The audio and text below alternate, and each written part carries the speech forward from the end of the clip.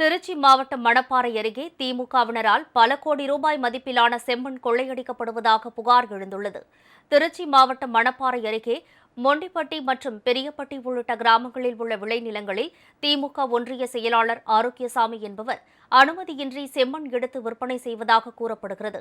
எந்திரங்கள் மூலம் இரவு பகலாக செம்மண் எடுக்கப்பட்டு சரக்குந்துகள் மூலம் கொண்டு செல்லப்படுகிறது.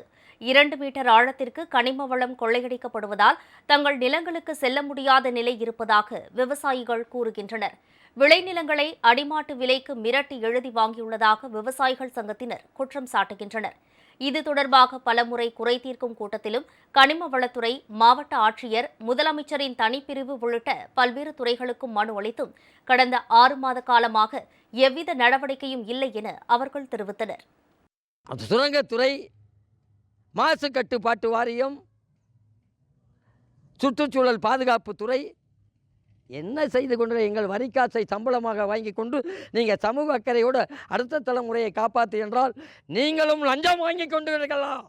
லஞ்சத்துக்கு அடிபடுகிறீர்களா?